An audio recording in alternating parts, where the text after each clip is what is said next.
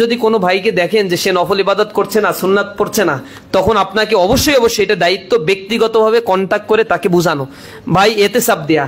এতেসাবের পরিবেশ কি তা তো সাথী টিসিতে শিখানো হয়।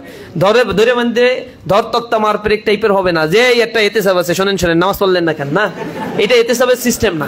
এতেসাবের সিস্টেম হচ্ছে সময় নেয়া, এরপরে আন্তরিকতা, ঐকান্তিকতা, ব্যক্তিগত পারিবারিক বিষয়ে দেখা কথাবার্তা বলার পরে বলতে হবে ভাই আপনাকে আমি অত্যাধিক পছন্দ করি, আপনি যদি ইসলামী আন্দোলনের ভালো দায়িত্বশীল হন আমার খুবই ভালো লাগবে, ভাই আপনার জন্য একটা পরামর্শ আছে, এইটা আমি এইভাবে দেখছি, যদি এইভাবে সংশোধন করেন খুবই ভালো লাগতো। এইভাবে করে মজা করে বলবেন। এরপরে যাকে বলা হবে সে অ্যাকসেপ্ট করবে যে ভাই আমার ভিতরে এই ত্রুটিটা আছে, আমি শুধরে নেব ইনশাআল্লাহ। দুইজনের মধ্যে এই রিসিপশন ট্রান্সমিশনের সিস্টেম যদি থাকে, এটা এতেসাব ফলপ্রসূ হয়। অহমিকা বোধ কারো ভিতরে থাকা যাবে না, আমি তারে ভুল ধরাই দিচ্ছি, আমি সুপিরিয়র তার চাইতে ও ইনফিরিয়ার, এই মানসিকতা থাকলে ওইটা হবে রিয়া, প্রদর্শন ইচ্ছা, এটা মোটেও জায়েজ হবে না। ইসলামী আন্দোলনে নিষ্কলুষ মন নিয়ে সংশোধনের উদ্দেশ্যে দিন ইসলামের কাজ করতে হয়।